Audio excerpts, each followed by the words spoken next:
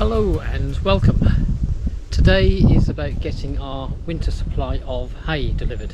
It should turn up soon, 10 big round bales, and they will be pitched and stored into the barn to see us through the winter.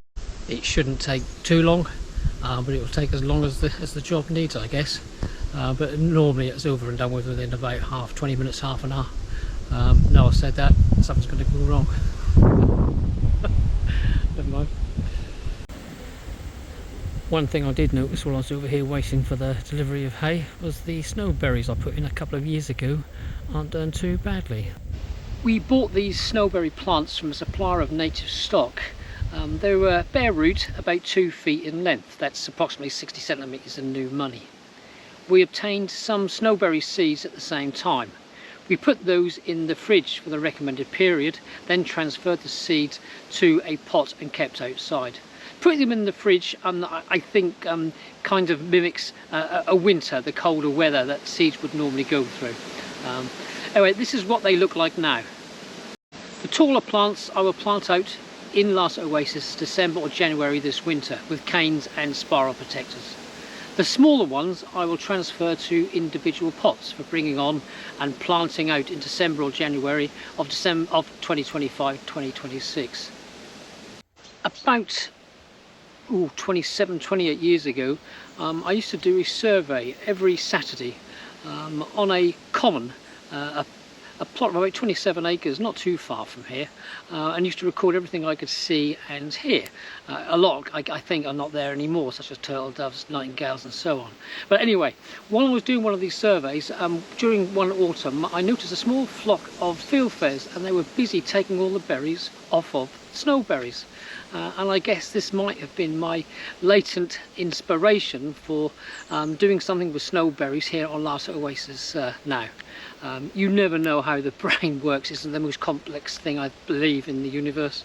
Having said that, I have a little tale to tell.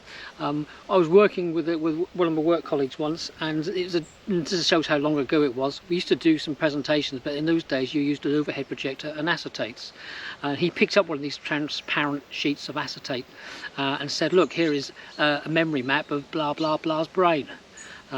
And just at that moment he said it, blah blah blah was standing right behind him.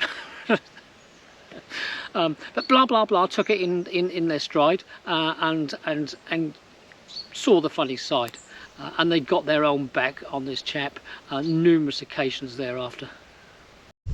The hay should be here soon. It's scheduled to be here between 10 and 11, so if history is anything to go by, it will be here about 11:30. So, no, that's a bit unfair. We'll see what happens, but it should be soon.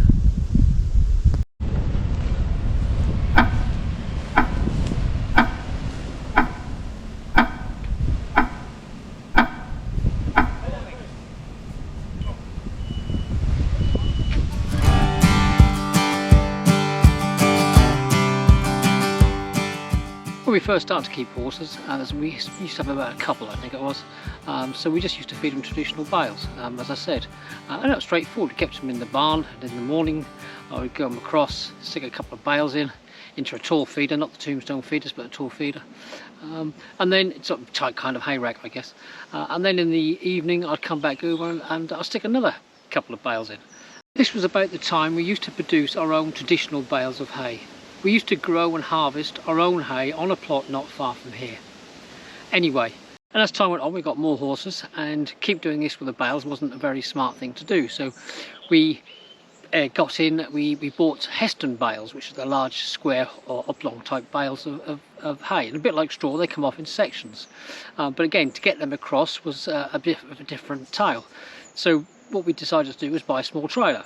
We bought a small trailer, and then we would transport the more quantities of hay, the bigger quantities of hay, using the trailer. And those quantities, even though we're doing more horses, they would last for a complete day, because I could take more across in one go. As things progressed, we decided to more horses, and we decided to get some round bales, and we use the round haylage bales. Haylage, if you like, it ferments in its wrapper. It's got a lovely smell to it.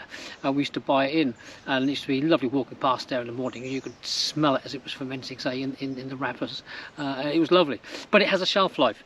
When you've got lots of horses and you undo a bale, it will depends on the weather, it will last about a fortnight. When you've got lots of horses, they'll get through it pretty quick, but when you've only got one horse, now the main consumer being Willow, we found that depending on the weather conditions, we could waste a fair bit of haylage, because it would go off and she would just refuse to have it. So there's a bit of waste involved. So now it's just hay. But when we used to transport the haylage bales across, they were very big, and they were quite heavy. So we used to put them onto a trailer. I made a sledge. I made a sledge at home, and I could put a big chain on it and then put that around the tow ball on the quad, and I could roll a bale onto the sledge using chocks, keep it wedged onto the trailer, and then take it across to one of the tombstone feeders. We had 2 at the time. But the only thing is, with the sledge, you couldn't reverse it. So once you'd decided on your route, when you got to the feeder and the tombstone feeder, you were committed.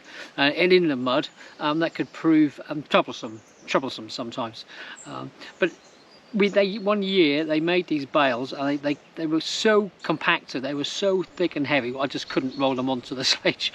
Even with Sharon, we really struggled. So that's the time, that's when we decided to invest in a single bale trailer. And you'll see that in a minute. But this single bale trailer it's worth every penny. It was made in the UK, made in the West Country, the West Midlands. It's solid. It's going to see me out, and my guess is whoever has it after me, it'll see them out too. It's a very well made piece of kit. But that's what we still use now. You can just reverse it into a single round bale sitting on its belly, and reverse it in, lift it up, and then take it across to your tombstone feeder. And the good thing about that is, of course, you can reverse them too. So if you make a mess or you cock up, fine, you can reverse it. So that's the bit of the history of what we used to do. Starting off with traditional bales, then there's hay Heston bales, take them off in sections, then we went on to haylage, and now we're just one horse. I say we've got 2 horses, but the main consumer being Willow, we're just on the hay bales. A bit more dusty, but is no wastage, really, not very much wastage at all with the hay nowadays. We're just Willow and Kobe, so that's what we use. That's where we are, and as you'll see today, we have the 10 bales coming. Over time, the various trailers have been used to cart and carry a number of other things. We use the trailer we have now, the bigger trailer that we bought, to muck out, and for the hay and straw and things. When we do muck out, we have soil bedding. We'll use that to transfer it from wherever it is over to the soiled, over to the open air worm bed we use to get Kobe backwards and forwards, obviously back home, and then when we're finished at home, when the summer is over, he'll come back in that trailer over to here in the autumn. We've also used it for carrying dead stock, sheep, and we'll get them out to where the Nackerman is. He will then pick them up and put them into his lorry.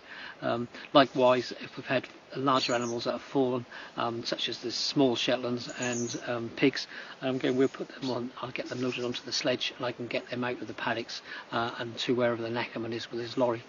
So over the years, the different trailers have had different uses, but in the main, they were used for getting hay and haylage across to the horses.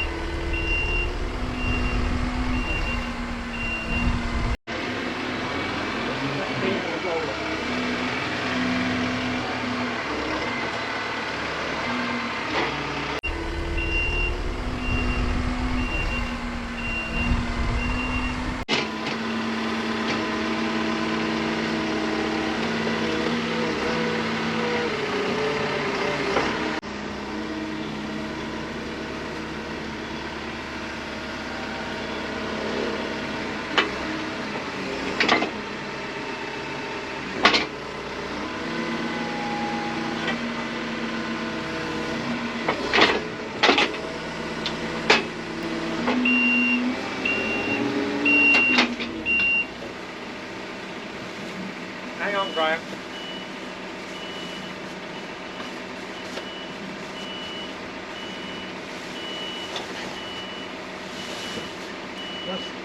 Yeah, nice, lovely. Good job. Yeah, lovely job.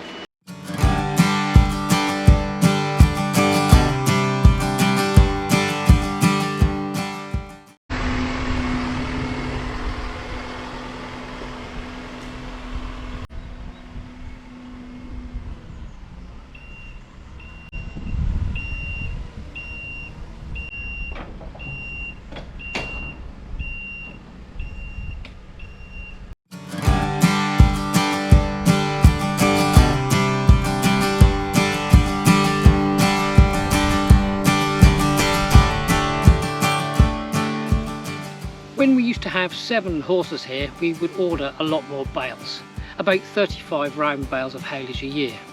They would be stacked 3 high. To get the bales from the stack to the ground was always a bit of fun and somewhat fraught with a little danger, and involved climbing a crowbar, lump hammer, rope, quad and our full attention. But I digress. To deliver large quantities, Chris would use a larger trailer. Last Oasis entrance is off a narrow sea road, and whilst it was a struggle to get the Merlot and trailer through the gate, it was an even bigger challenge to reverse them out again. But Chris came up with a novel idea on how to do it. This is what one of the wildlife CCTV cameras recorded.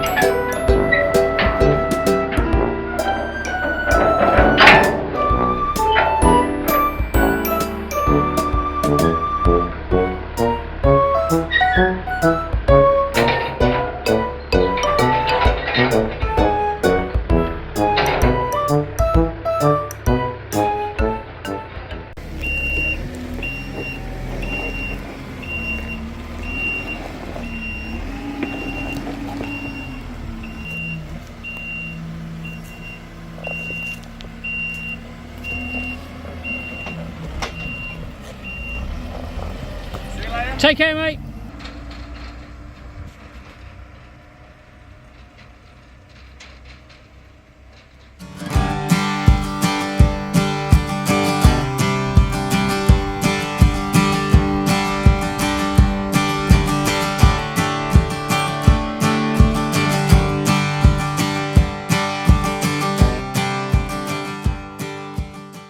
Good job done. Chris is on his way, and I'm now going to pack up and head home for a nice tuna sandwich. Happy days. Exciting times.